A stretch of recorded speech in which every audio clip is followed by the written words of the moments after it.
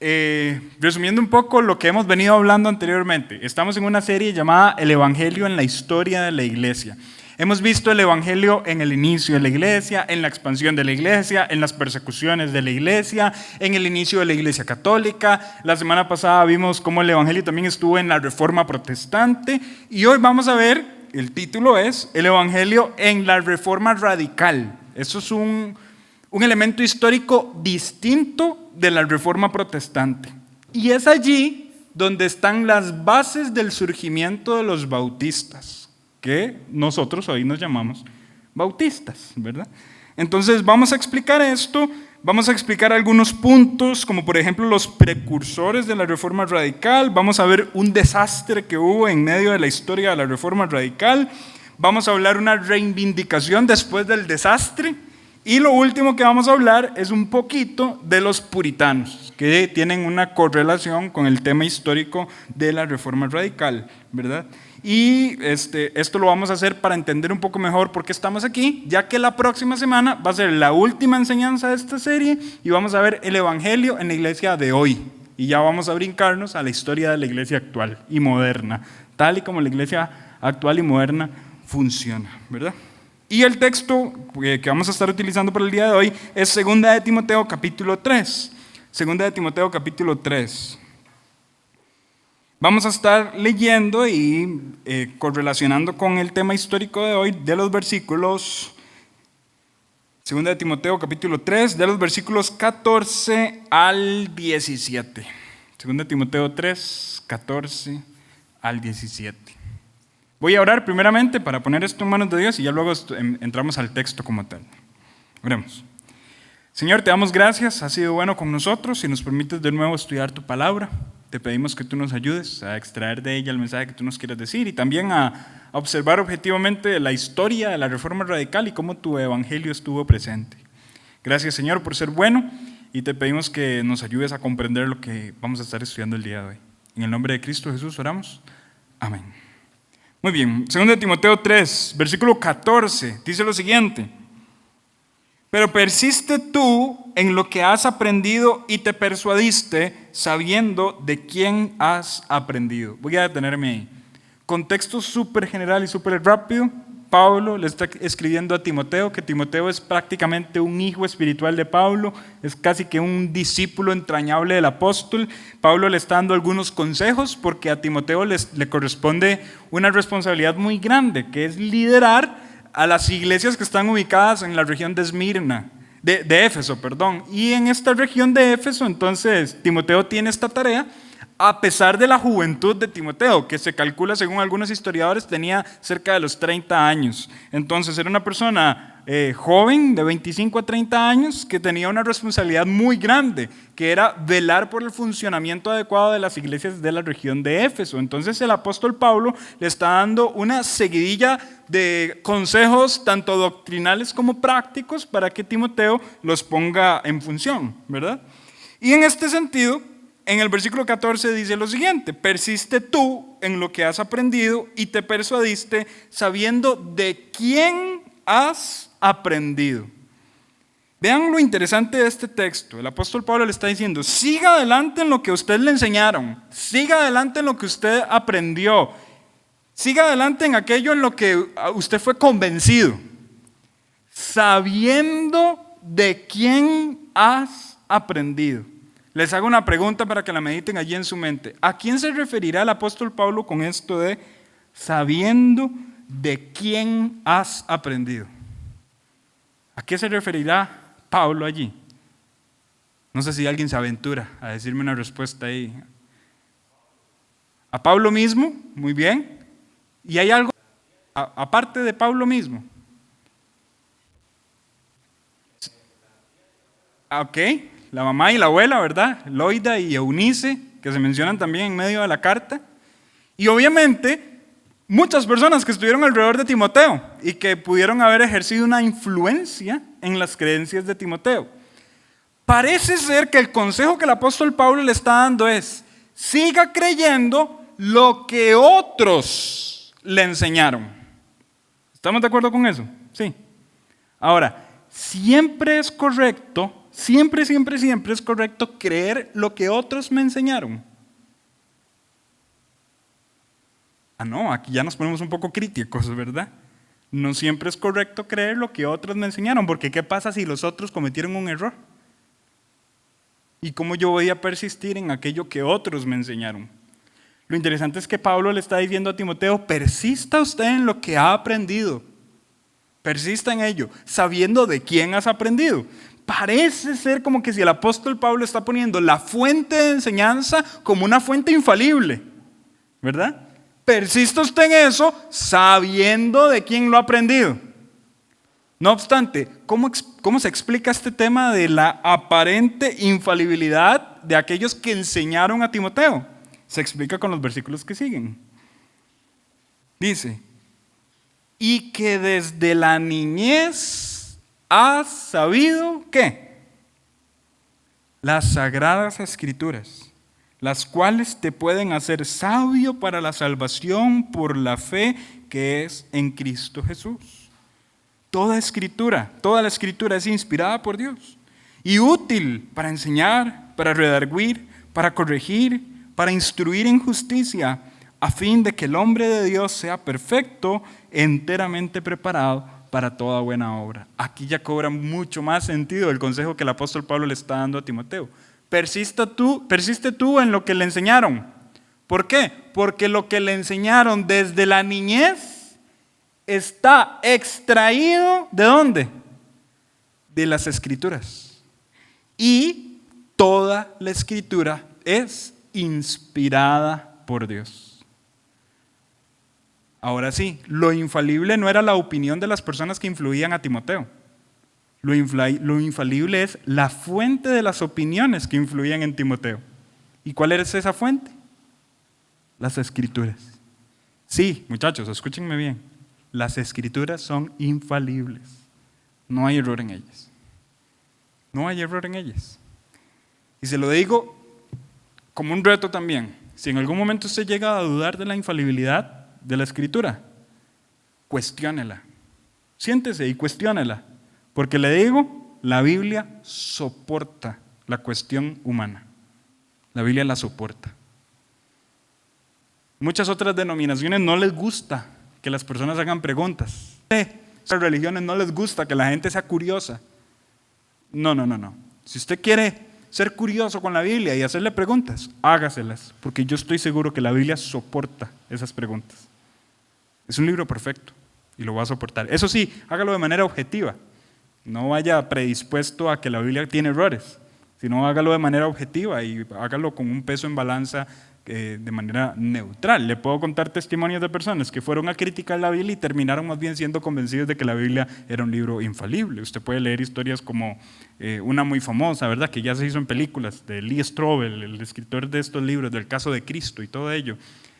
Si no quiere leer el libro, vaya al video y alquile la película, ¿verdad? El caso de Cristo se llama, y claramente expresa de una manera muy apropiada cómo una persona que en un principio iba a criticar la escritura, luego terminó siendo convencida por ella. Personajes como Josh McDowell también, que es una persona contemporánea, ¿verdad? Personas que fueron a la Biblia, la intentaron cuestionar, pero al final terminaron siendo convencidos por ella.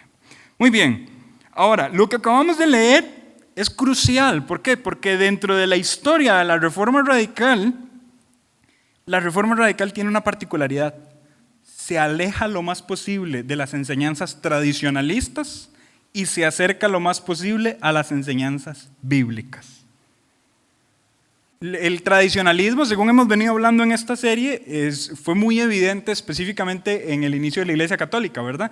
Y cómo se empezó a reproducir mucha tradición en medio de las creencias doctrinales, a tal punto que está el tema de los sacramentos, estuvo el tema de las indulgencias, está el tema del purgatorio, está el tema de la adoración mariana, un montón de temas que se reproducen de manera tradicionalista. Usted le pregunta a una persona quizá católica con un conocimiento básico de su fe, ¿de dónde extrae esa práctica religiosa? Y probablemente no lo sepa, ¿verdad? Y otras personas pues se irán a opiniones de otros, por ejemplo, del Papa o cosas por el estilo. En este sentido, este cristianismo se convirtió en un cristianismo muy tradicionalista. Cuando viene lo de la Reforma Protestante, que fue lo que estudiamos la semana pasada, vimos personajes como Martín Lutero, como Euriclo Zwinglio, y esos personajes criticaron aquella forma en la que el catolicismo se comportaba, todo esto muy bien, pero instauraron cierto tipo de cristianismo que siguió reproduciendo tradiciones, ¿verdad? En la Reforma Protestante siguieron ocurriendo tradiciones y se siguieron reproduciendo tradiciones. Cuando llega el momento de la Reforma Radical, el punto importante es que las personas de la Reforma Radical lo que dijeron es: no queremos más tradiciones humanas, queremos comportarnos tal y como la Biblia dice que tenemos que comportarnos. Y esto fue lo que causó el primer punto, que es los precursores de este movimiento. Y aquí nos tenemos que ubicar en un país en específico. Este país es en Suecia, ¿verdad? Y ahí específicamente con un reformador que se llama Euriclo Zwinglio, que lo mencionamos también superficialmente la vez pasada. Pero este reformador, Euriclo Zwinglio, teniendo este movimiento reformador en dicho país, específicamente en la región de Zúrich, ¿verdad? Y usted lo puede buscar, la información está al acceso, ¿verdad? De un clic de distancia. En este lugar de Zúrich, lo que él está intentando es, pues, poner a funcionar una reforma en dicho país. Obviamente esta reforma tiene una conexión con el Estado, con el país como tal, que fue uno de los puntos que señalamos la semana pasada y dijimos que esto era incorrecto. A la luz de la Biblia, la iglesia tiene que ser una entidad separada del Estado, ¿sí? El Estado no tiene que tener injerencia en la iglesia, ni la iglesia tiene que tener injerencia en el Estado. Esto se llama un Estado libre, una iglesia libre en un Estado libre, ¿verdad? Que es una de las doctrinas fundamentales de nosotros como bautistas. Creemos en esta separación. Hago aquí un pequeño paréntesis, antes de que nos vayamos por las ramas, porque yo soy bueno para irme por las ramas, ¿verdad? Yo no sé si ustedes vieron en la inauguración del edificio de la Asamblea Legislativa, hace unos días, una de las diputadas, en el momento donde se está inaugurando, ¿verdad?, el edificio, que iban a hacer una oración y yo no sé qué, ella llegó, quebró las reglas de la etiqueta llegando en ropa informal y su blusa decía Estado laico ya, ¿verdad? ¿Alguien vio esa noticia? No están pegados viendo noticias, muchachos. Bueno, eso ocurrió. Tal vez usted con lo que yo acabo de decir dice: uy, Henry, entonces nosotros creemos en el Estado laico. Eso es una pregunta válida, porque si los bautistas creen que el Estado no tiene que tener injerencia en la iglesia, ¿creemos los bautistas en un Estado laico? Bueno, no necesariamente. Estado laico es lo mismo que iglesia libre en un Estado libre, ¿verdad? Y ese es el tema del dilema del por qué no necesariamente estaríamos a favor de un Estado laico en Costa Rica. Al menos yo personalmente hablando no estaría a favor de un Estado laico. ¿Por qué? Porque la idea bíblica es que el Estado no tenga injerencia en las decisiones eclesiásticas ni la iglesia tenga injerencia en las decisiones gubernamentales. Pero un Estado laico más bien tendría mucha injerencia en las decisiones eclesiásticas, y ahí no sería una iglesia libre en un Estado libre, sino una iglesia oprimida en un Estado libre, y esto no es el plan bíblico. Cierro paréntesis de comentario sociológico y político, ¿verdad? Y si no me entendieron lo que dije, va a llegar un momento en el que lo va a entender, ¿verdad? Ok, continuamos. En este tema entonces, este reformador Euriclo Zwinglio tiene una confrontación con un hombre, nombre importante que tienen que guardar, que se llama Conrad Grebel. Conrad Grebel es una persona estudiosa, de hecho se le cataloga un humanista, y esta persona empieza a estudiar con Euriclo Zwinglio y empiezan a meterse mucho en los temas doctrinales de la Escritura y todo. Cuando se dan cuenta que hay algo particularmente en las prácticas tradicionalistas de la Reforma en Suecia que se está haciendo de una manera equivocada, ¿verdad? Específicamente, ¿qué? El bautismo de los niños. Cuando Conrad Grebel empieza a estudiar la Biblia, empieza a ver que en la Biblia no hay registro de niños siendo bautizados. Solamente personas que después de la fe, después de creer, dan testimonio de su fe por medio del bautismo. Nada más. No se menciona más. Entonces, un grupo de jóvenes empiezan a presionar a Euriclo Zwinglio para que cambie esto, que se está haciendo mal, pero Euriclo Zwinglio no cedió. Simple y sencillamente no quiso hacer cambios en la reforma que está ocurriendo allí, y entonces estos jóvenes liderados por Conrad Grebel, empiezan a distanciarse de las doctrinas de Euriclo Zwinglio. Hay un relato de una persona que estaba en un evento de estos, y voy a leerlo textualmente para que vean lo que sucedió. Uno de los jóvenes que estaba ahí dice lo siguiente: sucedió que estábamos juntos hasta que cayó sobre nosotros una tremenda ansiedad. Caímos de rodillas ante el Dios Altísimo y oramos que nos indicase su voluntad divina, porque no fue una cosa de carne y de sangre que los impulsaba, puesto que bien sabían qué significaba sufrimiento. Después de la oración, Jorge Cajaco se levantó y rogó a Conrad Grebel que le bautizase con el bautismo cristiano correcto en base a su fe y conocimiento. Eso es un testimonio de una persona que estaba allí. Cuando estaban estudiando el tema, quedaron abrumados y dijeron, pero ¿cómo es que estamos creyendo en algo que no es bíblico? Y una de las personas allí presentes le pidió a Conrad Grebel diciéndole, bautíceme según el bautismo bíblico, ¿verdad? Y a partir de allí, estas personas se ganaron un apodo. ¿Por qué? Porque empezaron a ser evangelistas muy profundos, empezaron a evangelizar muy ardientemente en las regiones, y las personas que bautizaban niños empezaron a ver con desagrado lo que estos hacían. Y pónganse a pensar cuántos bautizaban niños: los católicos y los reformados. Prácticamente solo este grupo está en contra de bautizar niños. ¿Y cómo le pusieron de apodo a este grupo? Anabautistas. ¿Qué significa? Rebautizadores. Porque a la luz de estas personas están bautizando personas que ya habían sido bautizadas. Entonces, ese es el surgimiento de los anabautistas. Hasta aquí todo suena bien. Y vean que tiene conexión con la actividad que hicimos anteriormente, ¿verdad? Es una sed de hacer solo lo que la Biblia dice y punto final. No tenemos que repetir o reproducir tradiciones, sino simple y sencillamente hacer lo que la Escritura nos ordena que hay que hacer y punto. Esa es la actitud, y aquí hago otro paréntesis, muchachos, esa es la actitud que usted y yo tenemos que tener.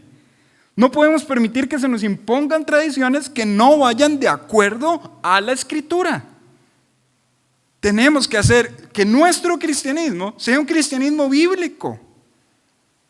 Pero para ello, muchacho, usted tiene que conocer la Biblia. Usted tiene que conocer la Biblia, usted tiene que leerla, usted tiene que estudiarla. No lo mencionaron ahora, yo no sé si lo mencionaron cuando estaban hablando del tema, pero a mí me ha pasado que hablando con personas que no son bautistas acerca de que yo soy bautista, generalmente me dicen este comentario: pero es que ahí sí estudian la Biblia.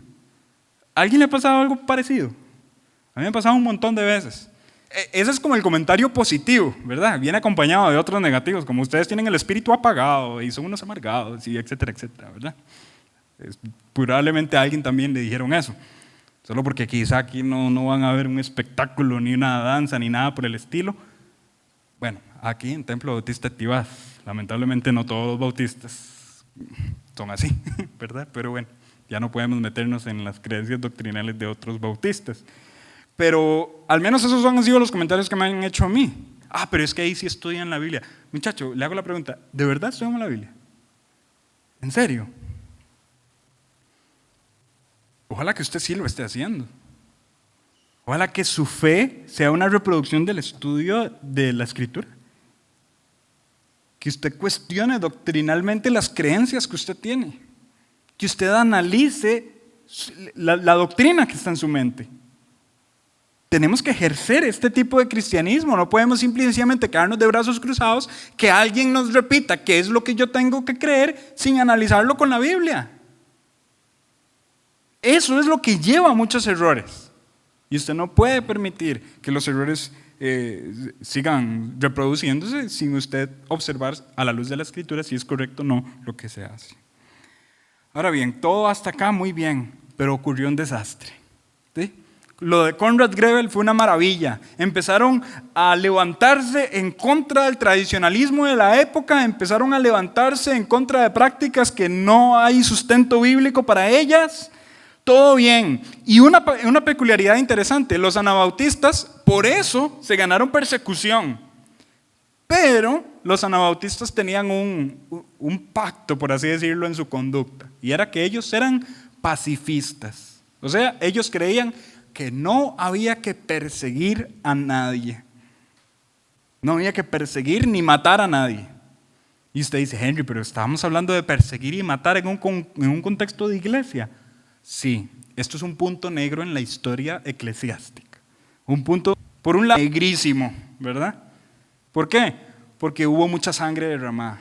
Por un lado, el catolicismo decía, tienen que creer lo que nosotros decimos, y trataban de imponerlo a la fuerza y mataban. Por otro lado, los países reformados decían, no, tienen que creer lo que nosotros decimos, y mataban a otros. Y un charco de sangre, porque todos querían imponer su fe. En medio de ese contexto en el que las personas perseguían a los que no creían igual, se levantan los anabautistas diciendo, no vamos a perseguir ni vamos a matar a nadie.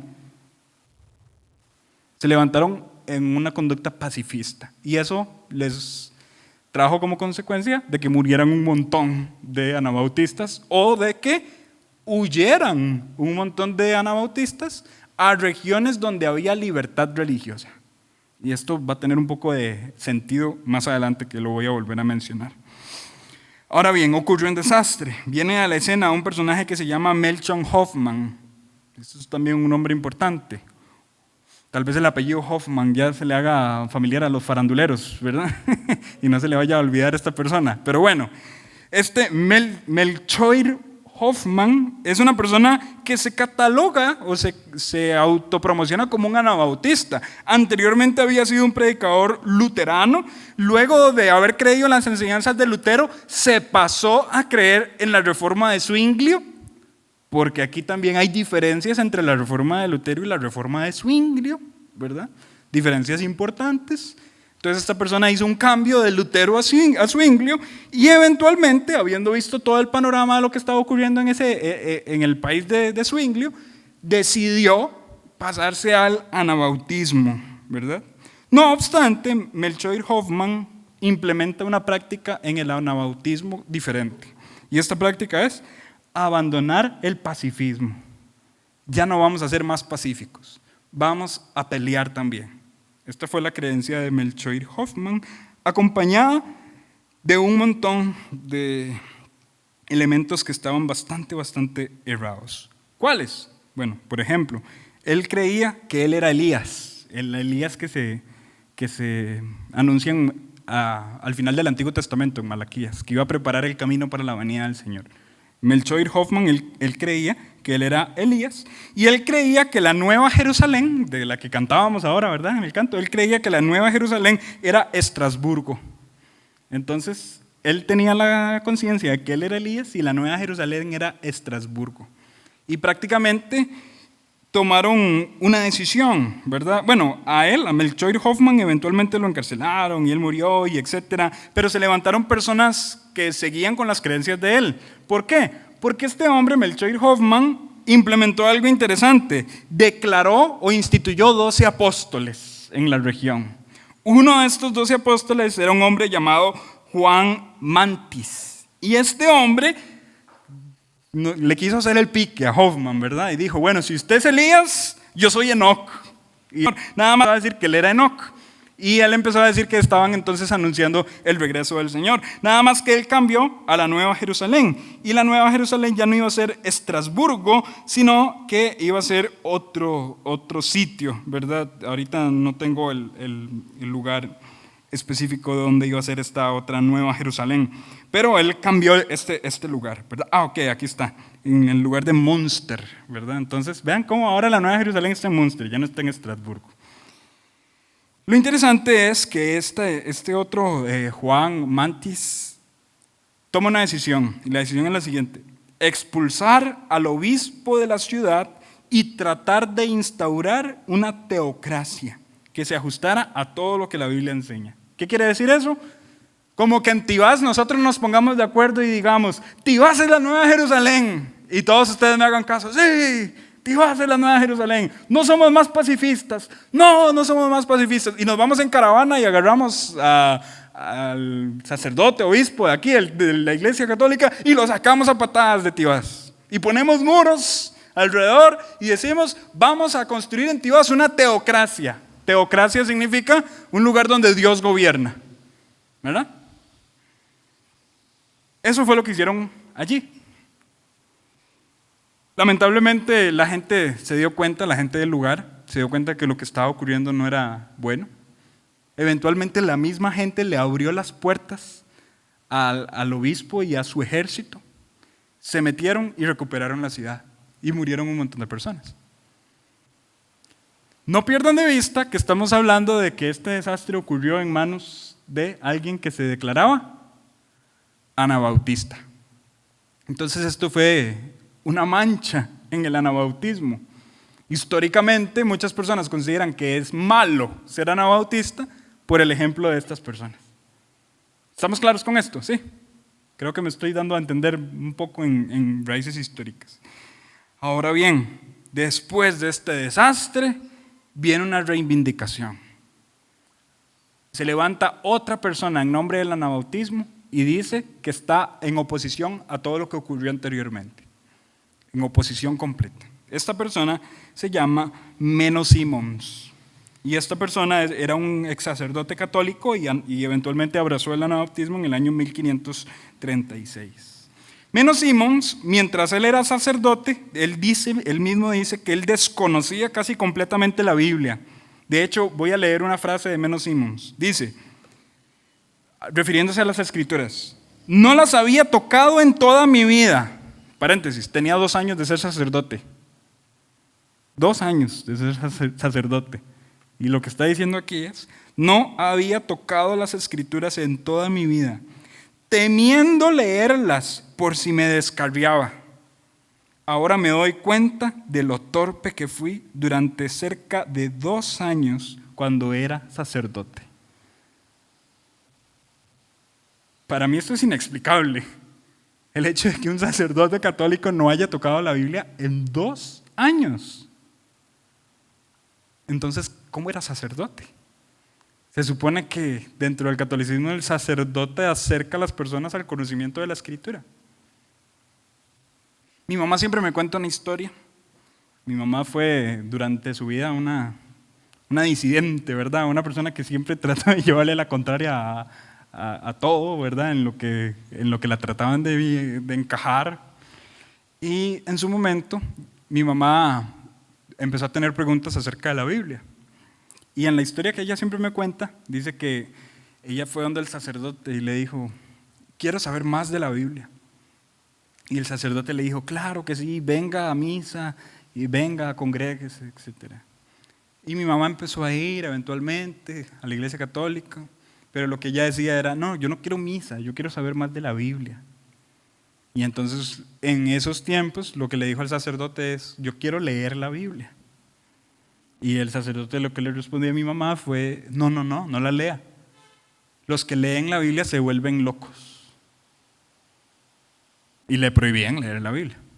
Le recomendaron un estudio bíblico de una persona ahí, pero lo interesante era que ese estudio bíblico no leían la Biblia. Era como una misa informal. Y de nuevo seguían sin leer la Biblia. Y lo que mi mamá seguía diciendo al sacerdote es, pero no, yo no quiero esto, yo quiero leer la Biblia. No la lea. Los que la leen se vuelven locos. Bueno, ya ahora yo entiendo, viéndolo a la luz de esta historia, de que esto es una reproducción muy normal, ¿verdad? Ciertas denominaciones aíslan a las personas de la Biblia para que no pongan en duda aquello que las denominaciones practican. ¿Estamos de acuerdo con eso, sí? Ahora bien, cuando viene esta persona Menno Simons y dice, no, ahora yo empecé a estudiar la Biblia por mi cuenta y me di cuenta de lo tonto que era cuando no la estudiaba anteriormente, empieza a notar un montón de falacias en sus prácticas doctrinales como católico. Dentro de ellas, la más evidente era el bautismo de niños. Y viendo esto y viendo cómo algunas personas que antes habían sido anabautistas estaban en contra de estas doctrinas, Menno Simons eventualmente se convierte en anabautista, pero retoma la conducta pacifista de los anabautistas y retoma aquella sed de hacer solo lo que la Biblia dice. Y esta entonces se convierte en la tendencia de Menno Simons. Tuvo tanto éxito Menno Simons que en los Países Bajos a los anabautistas se les cambió el nombre y se les puso menonitas, en honor al nombre de Menno Simons. Los menonitas al día de hoy existen, que era algo de lo que habíamos hablado la semana pasada, ¿verdad? ¿Recuerdan a grandes rasgos quiénes son los menonitas? Usted y yo tal vez los conozcamos más como los Amish o los conozcamos más como los cuáqueros, ¿verdad? ¿Por qué? Porque se involucraron muchísimo con el movimiento pacifista.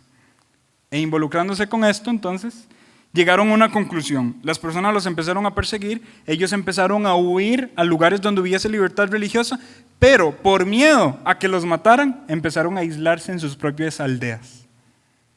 Y eso es lo que el día de hoy es una práctica, una tendencia en los Amish o en los cuáqueros, ¿verdad? Cuando menciono cuáqueros, siempre lo explico así, a usted lo primero que se le viene en la mente es la avena, ¿verdad? La avena cuáquer. Y la foto de la persona que aparece allí es un cuáquero. Estas personas son una creencia religiosa que se aíslan completamente. No obstante, aquí venimos otra vez con las aclaraciones, eventualmente estas personas menonitas, amish y cuáqueros empezaron a decir lo siguiente: tenemos que volver a la Biblia desde las tradiciones del Antiguo Testamento. Y ahí empezaron a cometer ciertos errores. Por ejemplo, que empezaron a creer en la poligamia, ¿verdad?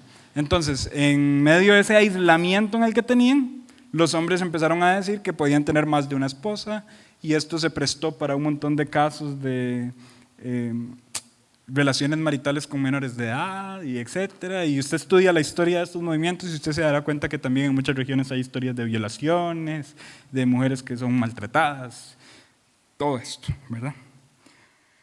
Ok, pero lo importante es, estas personas, al menos Simmons, tuvo una doctrina muy bíblica.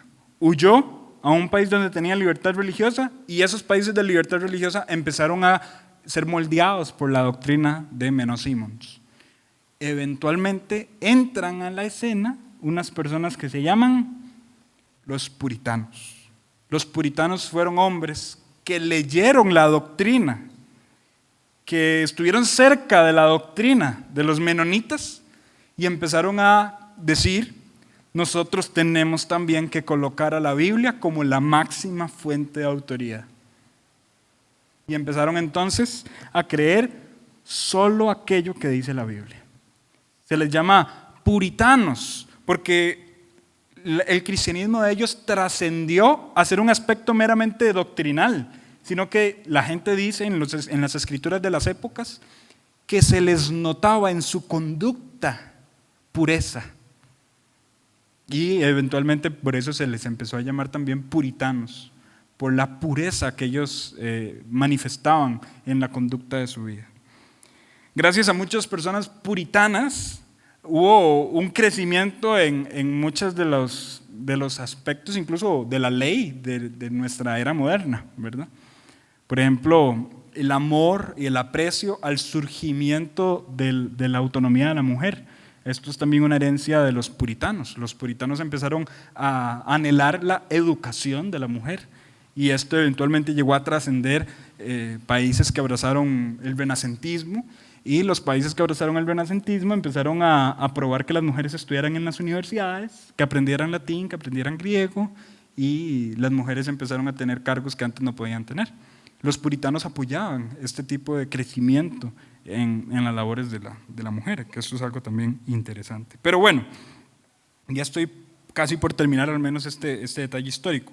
Los puritanos empezaron a ser influenciados por inmigrantes. Noten que los puritanos crecen en Inglaterra y empiezan a ser influenciados por inmigrantes. ¿De dónde? De Holanda. ¿Dónde estaban los menonitas? ¿Que habían huido? A Países Bajos, a Holanda, y eventualmente huyeron a Inglaterra porque allí había libertad religiosa, y en Inglaterra esta doctrina empezó a influenciar a estos hombres llamados puritanos. Y estos hombres puritanos fueron muy, muy, muy impactados por el hecho del bautismo. Y entonces empezaron a estudiar profundamente el tema del bautismo y empezaron a oponerse a prácticas que bautizan de manera incorrecta. Y fue allí, cerca cerca de los años 1600, donde empezaron a haber ya discusiones acerca de cuál era el método del bautismo. Empezaron a abrazar las iglesias que el método del bautismo iba a ser la inmersión para que fuera acorde al propósito del bautismo, que es una representación simbólica de la muerte, sepultura y resurrección. Y a partir de allí, casi que todas las iglesias influenciadas por el puritanismo empezaron a poner en práctica el bautismo por inmersión. Y bueno, para no cansarlos mucho con el cuento, empiezan a aparecer personajes bastante interesantes. Cuando yo menciono el nombre de John Bunyan, ya lo empiezan a reconocer, ¿verdad? Probablemente. ¿Alguien sabe quién es John Bunyan? Yo esperaba que en coro todos me lo dijeran.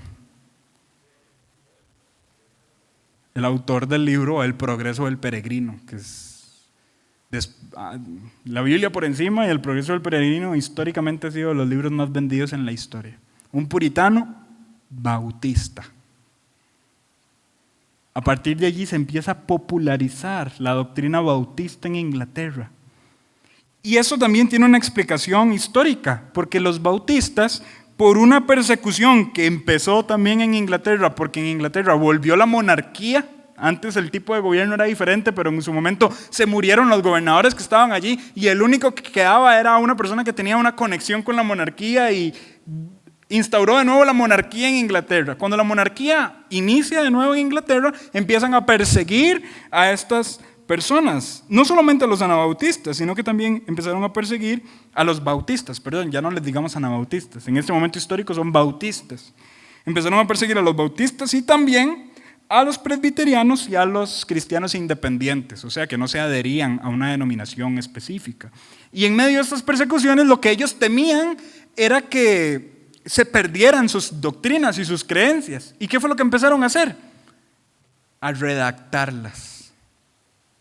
Hoy nosotros podemos tener tanta riqueza de la historia de los bautistas antiguos gracias a esas persecuciones, porque los bautistas empezaron a redactar sus creencias. No solo los bautistas, también los presbiterianos. Y eventualmente esto trajo un fenómeno. El fenómeno es las confesiones de fe, ¿verdad? Los presbiterianos redactan una confesión de fe súper famosa que se llama la Confesión de Westminster, donde los presbiterianos escriben qué es lo que ellos creen.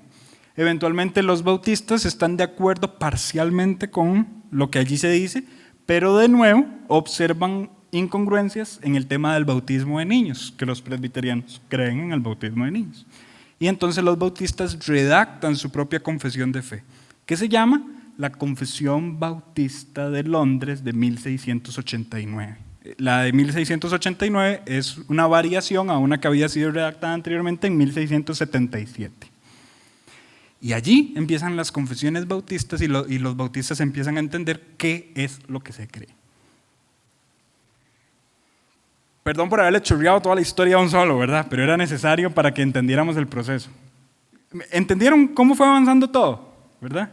Y cómo hay una conexión entre aquellos anabautistas que se pelearon con Zwingli y que no querían esas tradiciones, y eventualmente esta conexión llega hasta los puritanos, y cómo los puritanos empezaron a defender la creencia de la autoridad de la escritura y empezaron a basar sus creencias en las escrituras.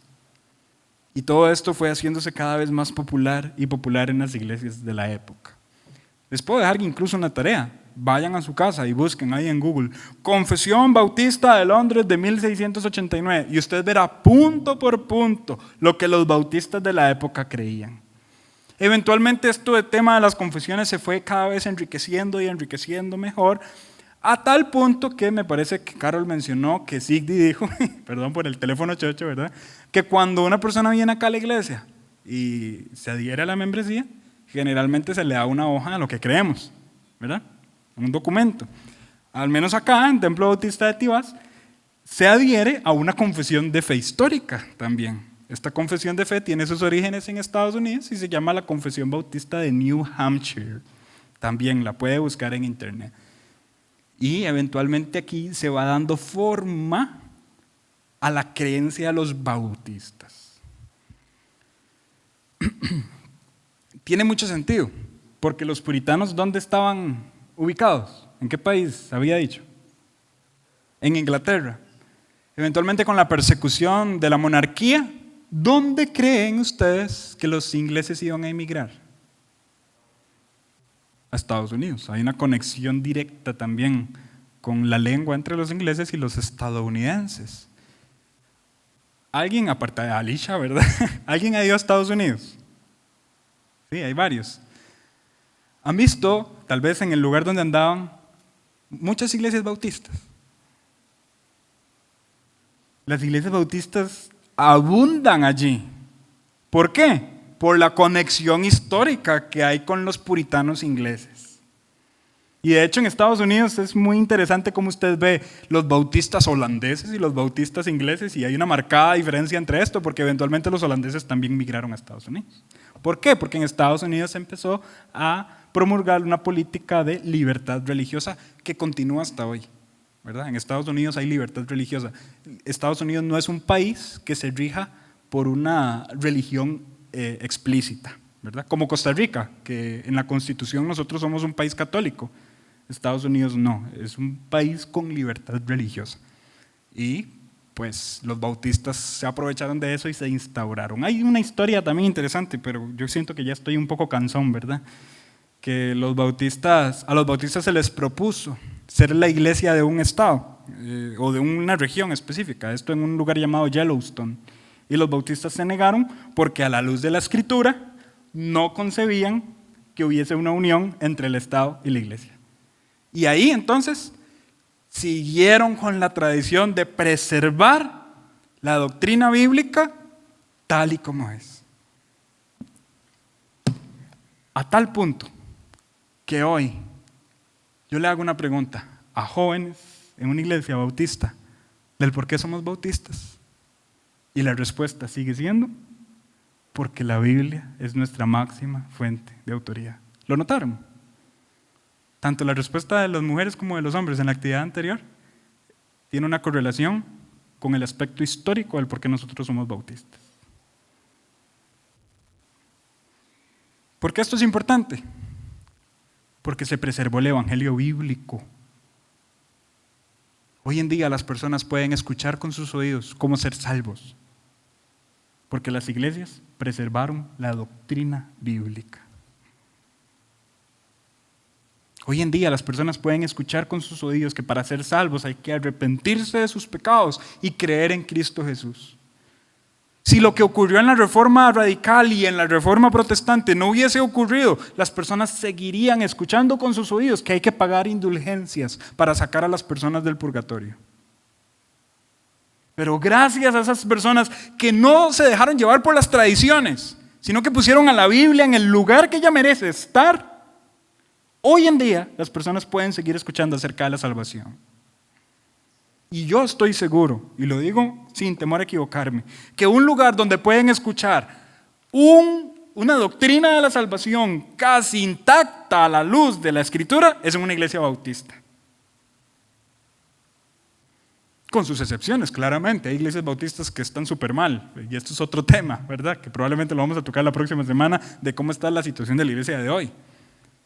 Es un hecho, muchachos, no podemos tapar el sol con un dedo. Hay iglesias que están fatal en doctrina, que se están enfocando en aspectos completamente superficiales. Pero la teología de la iglesia está cambiando y están sufriendo una metamorfosis tremenda. Pero al menos los movimientos bautistas bíblicos siguen creyendo en la autoridad de las Escrituras. ¿Por qué hablar de esto en una sociedad de jóvenes? Henry, hubiese sido más bonito, no sé, hablar de otro tema más interesante, pero es que ¿por qué tanta historia? ¿Por qué es necesario que ustedes, jóvenes, conozcan este tema? Porque fueron jóvenes en su momento los que crearon la Reforma Radical. Jóvenes. Conrad Grebel era un estudiante, un graduado universitario de una universidad en París. Venía con todas las ideas humanistas en su mente. Y en medio de ese humanismo aceptó ser educado por Ulrich Zwinglio porque él les iba a enseñar griego y latín. Muchachos, ustedes tienen las fuerzas y el intelecto para ser un movimiento que impacte el mundo con una doctrina bíblica. Tal vez no tenemos la experiencia de personas más adultas que nosotros, pero sí tenemos más fuerza. Y generalmente la fuerza de los jóvenes es un factor detonante en los cambios sociales. De nuevo, si ustedes ven noticias, ¿están viendo lo que está pasando en Chile? Un caos. Ya van como 3 iglesias católicas que son quemadas por movimientos feministas radicales. ¿Quiénes están ahí? Los jóvenes. Porque están creyendo en una ideología. Ellos están creando toda una revolución por algo implantado en sus mentes que no es correcto. Pero ¿qué pasaría si jóvenes tenemos en nuestras mentes implantada la palabra de Dios de acuerdo a la doctrina bíblica y salimos al mundo? Eso sería una revolución cristiana, a lo cual yo denomino un avivamiento.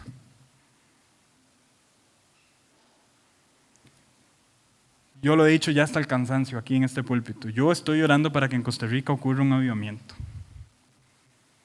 Que la doctrina bíblica empiece a ser súper popular y las personas empiecen a creer en Jesucristo como Señor y Salvador. Eso va a ocurrir hasta que nosotros los jóvenes, como decimos nosotros, nos pongamos las pilas. Sí, tenemos que leer de personas más adultas que nosotros, que ya tienen una experiencia en la teología, probablemente. Sí, hay personas que usualmente en los púlpitos tienen más edad, pero la fuerza está aquí, en los jóvenes. No malgaste su fuerza en cosas sin sentido, cosas pasajeras. No malgaste su fuerza en aquello por lo cual usted va a morir, llegar al cielo y va a observar todo lo que hizo y va a decir todo lo que hice fue basura.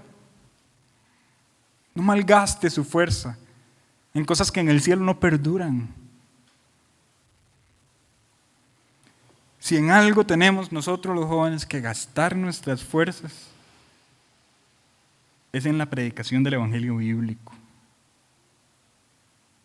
en la representación del cristianismo bíblico. Y les digo, muchachos, nosotros como bautistas tenemos la ventaja.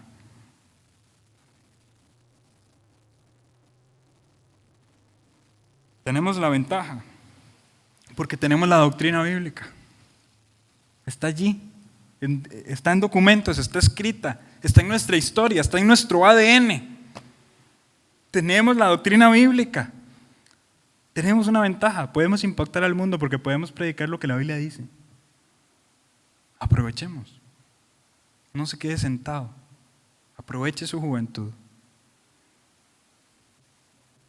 Tal vez usted no va a ser el Martín Lutero de Costa Rica. Tal vez usted no va a ser el Conrad Grebel de Costa Rica, ni el Eurículo Zwinglio de Costa Rica. O tal vez sí. ¿Por qué no? Pero lo importante es que desde donde usted está, tenga la conciencia tranquila de que está dando su mejor esfuerzo por representar a Cristo y su evangelio.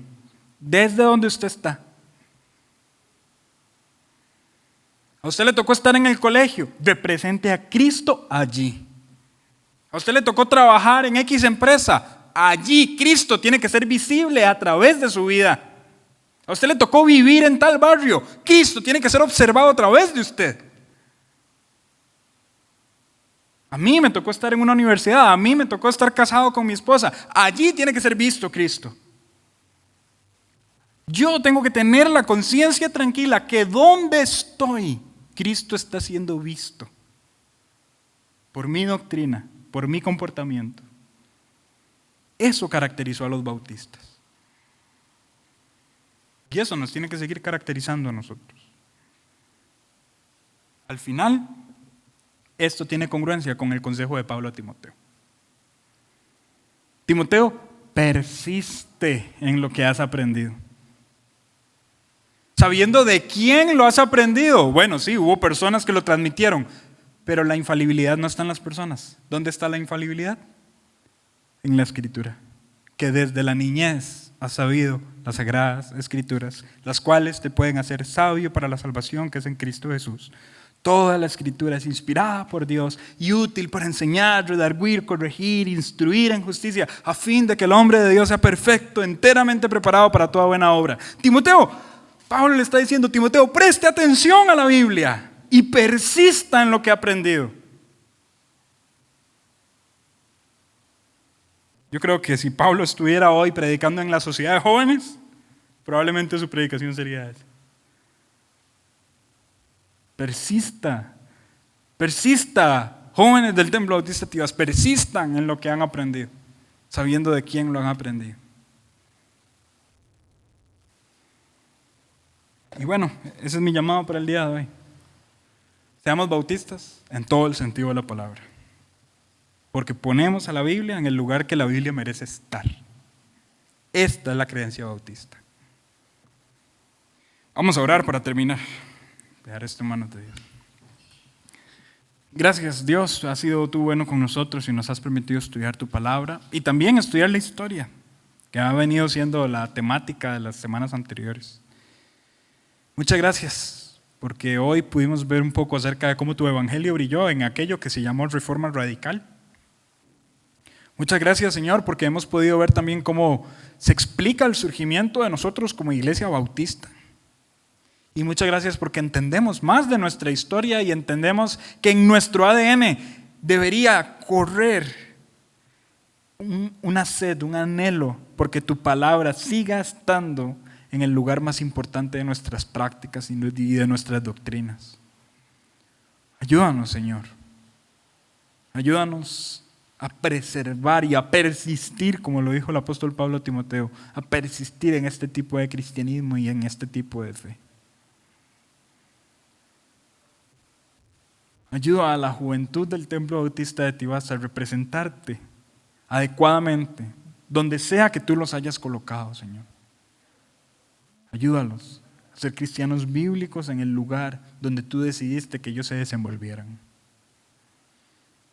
Y si hay alguien aquí que en primera instancia, antes de representarte a ti afuera, necesita ser convertido, necesita creer en tu palabra, Señor, quebranta su corazón, habla a sus oídos y permíteles creer en el mensaje de que tú, siendo Dios, viniste al mundo a vivir la vida que nosotros no podíamos vivir y a morir la muerte que nosotros merecíamos morir con tal de darnos salvación, con tal de darle salvación a todo aquel que cree y se arrepiente de sus pecados. Si alguien no ha creído en ti, Señor, si alguien no se ha arrepentido de sus pecados, que en este momento tu Santo Espíritu le abra los oídos y le guíe al arrepentimiento, Señor. Gracias por tu palabra, gracias por la historia también que podemos estudiar y que puede ser enriquecida o puede enriquecer más bien la comprensión de nuestra iglesia, de nuestras creencias. Muchas gracias, Señor, porque tú has sido bueno. En tus manos nos ponemos y te damos gracias. En el nombre de Cristo Jesús oramos. Amén.